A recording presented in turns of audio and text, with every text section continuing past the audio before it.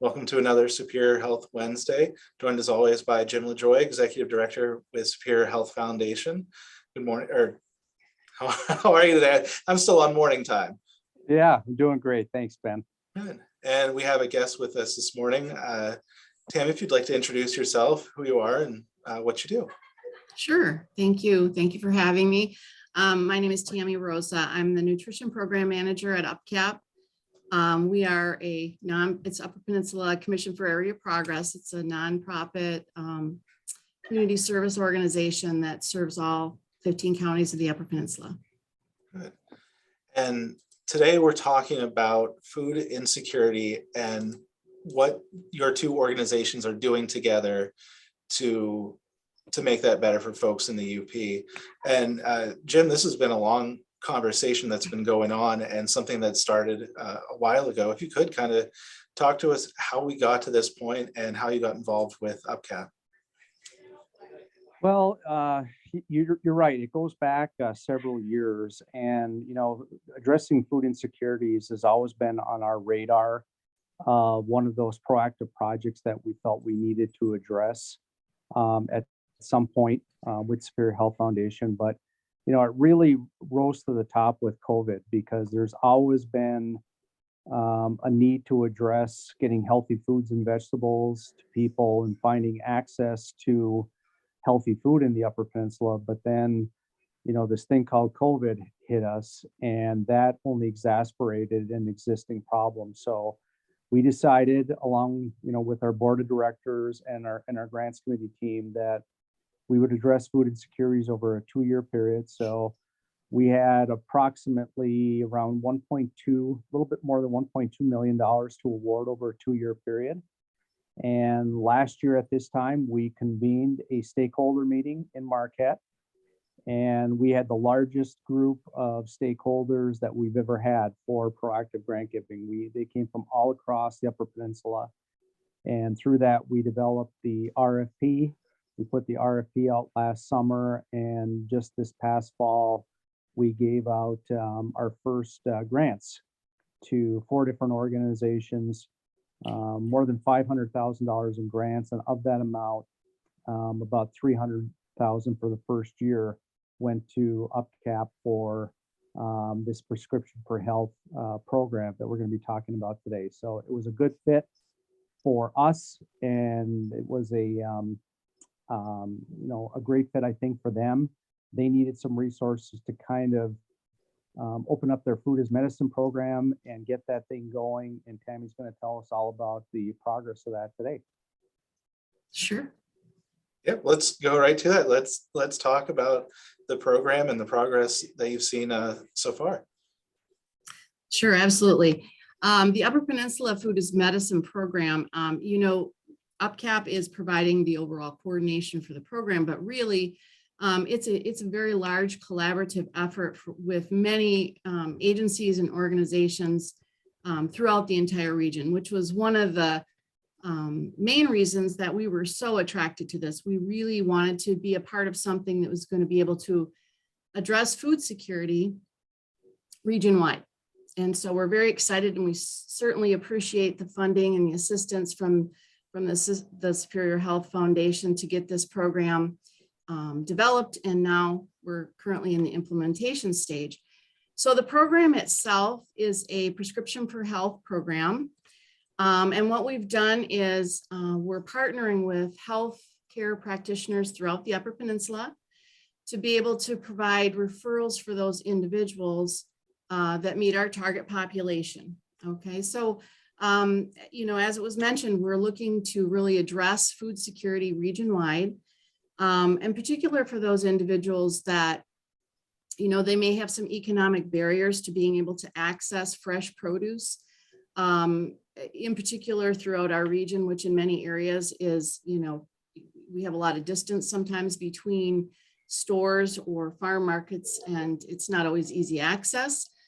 And we're also looking to work with those individuals that, might have right now currently a chronic health condition or potentially be at risk of developing one, and in part because of their nutrition status. So food security is a huge goal for our organization as well.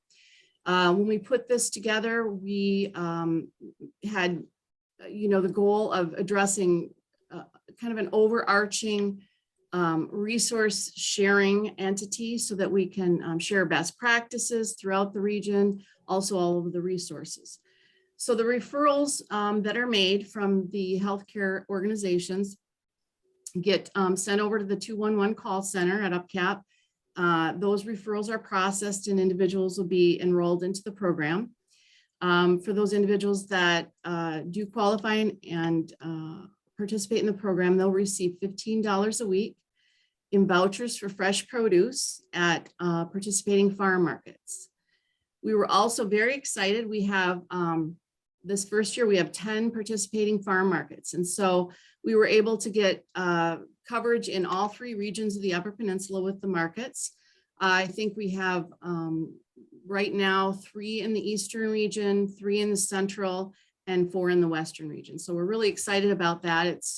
It's coverage that's going to make access available to a large majority of individuals throughout the region.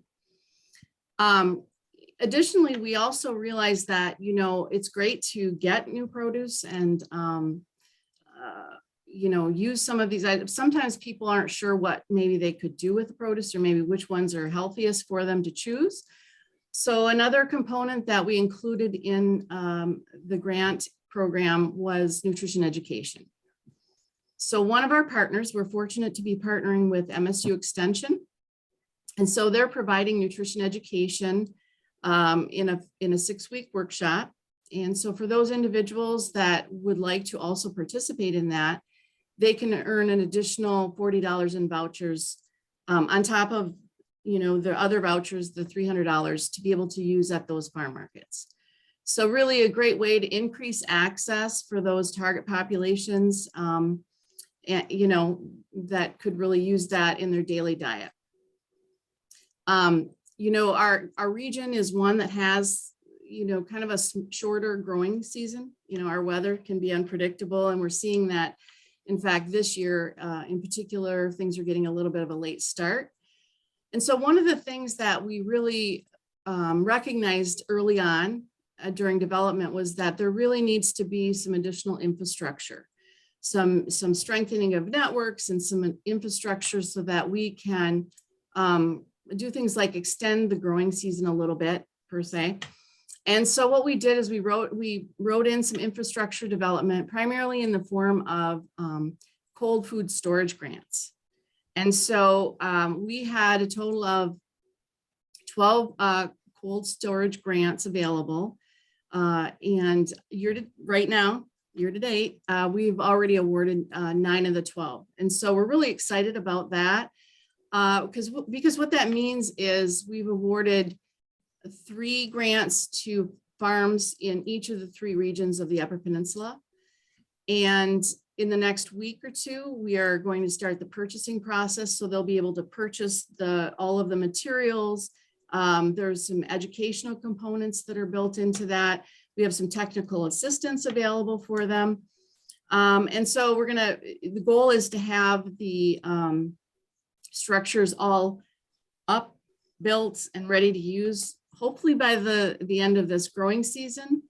And what that'll allow them to do is to kind of, again, extend their growing season. They can hold their produce longer into the season. It'll also help them to increase, the quantity that they're able to produce.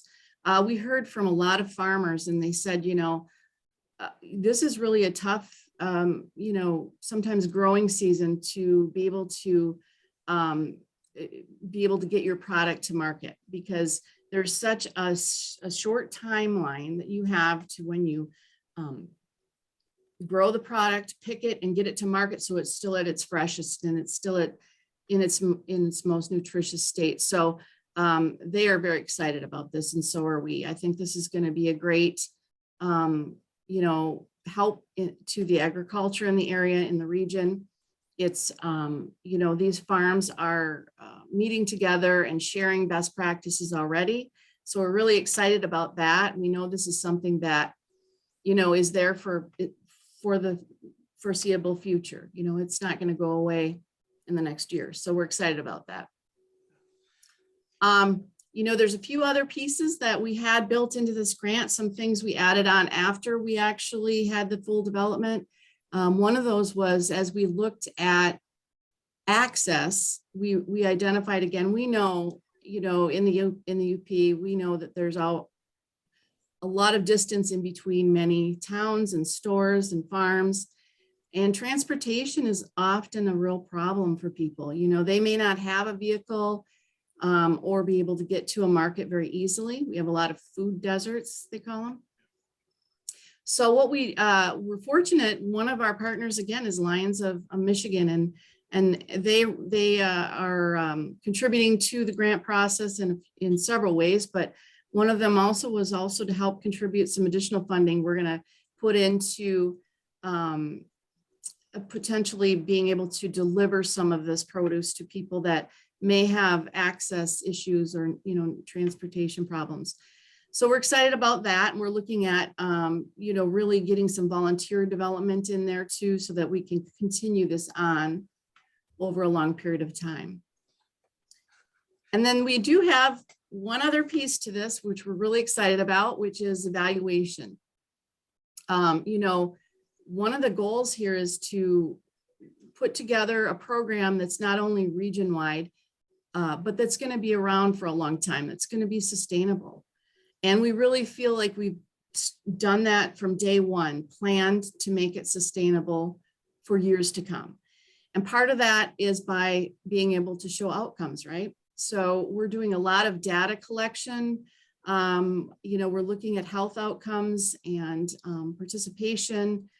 And this is being collected. It's going to be shared not only region-wide, but also, kind of some aggregate data shared throughout the state organizations that are also participating in some of this type of programming.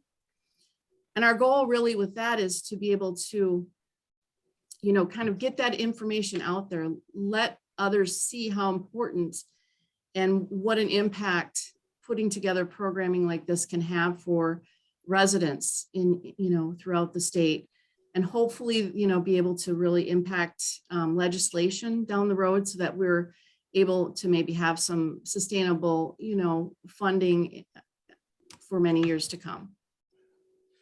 You did just a fantastic job of covering everything. I was, as I was listening to you, thinking, okay, we'll ask about that. You're on top of it, and it shows how thoughtful and how much work went into putting this program together.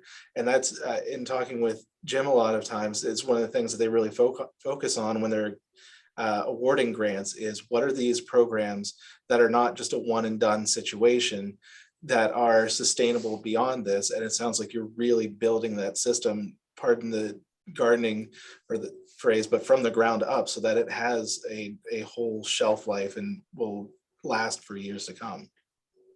And I think, Ben, if I could just add that that's one of the main reasons why this particular proposal really rose to the top with our selection committee. When our grants committee reviewed this, there were a number of things that we were looking for. Obviously, we were looking for the piece to, have the fresh food and vegetables. We were looking for the sustainability part.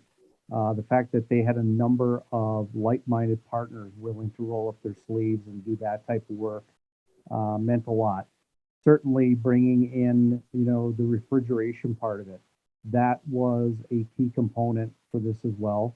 And you've also touched upon the sustainability. I mean, there's enough pieces in this to suggest that, we're going to get this thing launched with our funding, but there's no reason to not believe that it's going to be here for a long, long time. And, and Tammy also brought up kind of an interesting point there too, near the end.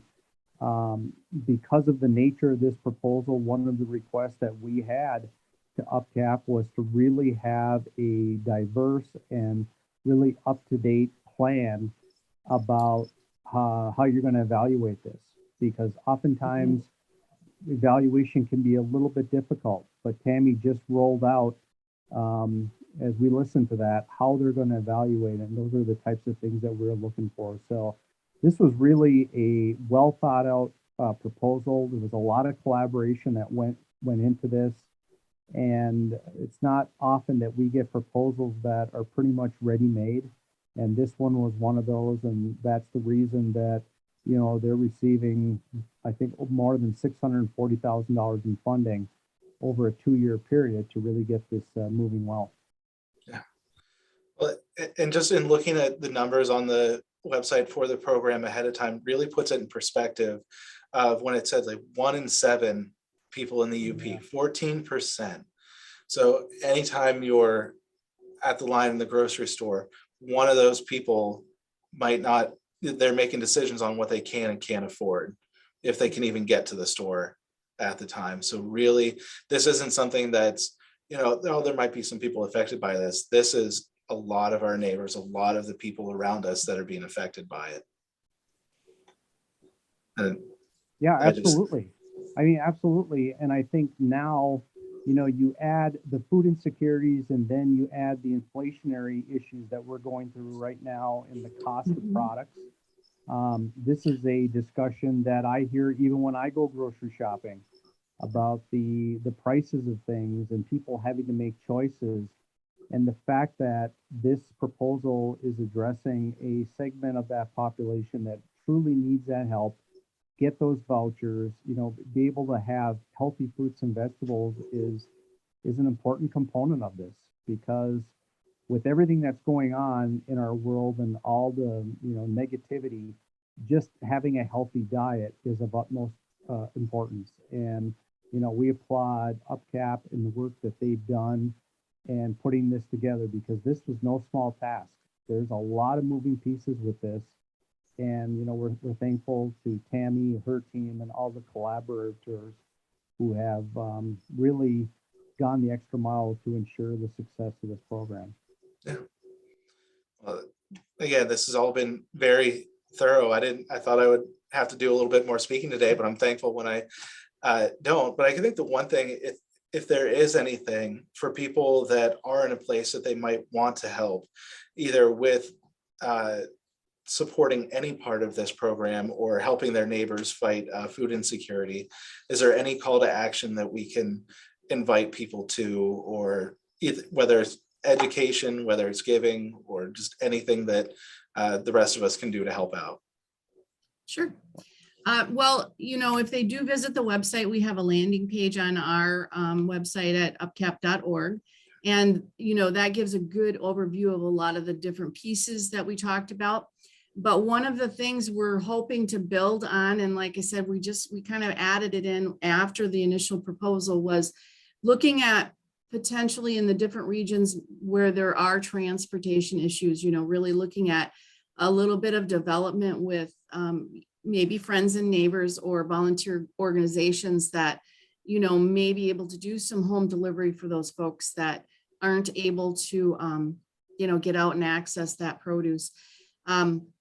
We did allow for proxies to be able to pick up the produce. So that's another option for folks if they know they have a neighbor or a friend that, you know, would like to. I've had a couple calls, one today already actually, from someone that is in the program, but is just starting to realize that they may not be able to physically get to the market. So I think as we move forward and this program progresses, I think we may end up in some of our more remote areas, especially seeing that need increase. And so that would be certainly an area that we'll look at and continue to develop as we go along. But, you know, just, yeah, absolutely getting the word out there. And, you know, if people are interested in participating in the program, the current list of our referral partners is on there. So, you know, you can go and check that and see which health systems, which practitioners are doing those referrals, and let your neighbors know. I mean, they may be already, you know, participating with them. Is there anything else from either of you that you'd like to add to the conversation you think is important or relevant today? Well, I would just add, Ben, whether it's this program or some of the other ones that we funded to address food insecurities, that if there are interested people that are watching this that say, you know what, I want to get involved. I'd like to be a volunteer driver. How can I help with this issue? I've got some time. I encourage those individuals, to get in contact with Tammy. You can get in contact with our office. We know the resources. We know the right people to get in contact with. And, projects like these take a lot of work. And anytime you can have more helping hands being a part of it that are really tied to the mission and really tied to providing that type of help, we encourage that. So if anyone has any ideas or anyone would like to get more involved, contact UpCap, get in touch with us at Superior Health Foundation, and we'll make sure that we find a role for them. And I'll make sure to have phone numbers and links and contact information for all of you directly available for everyone. But thank you for putting this together and helping address needs so we can make sure our neighbors are fed and taken care of. Absolutely. Absolutely. It's a great program, and we're very thankful to have partners like this. Well, hopefully I'll be talking to you both again soon. Until then, thank you for joining us on another Superior Health Wednesday.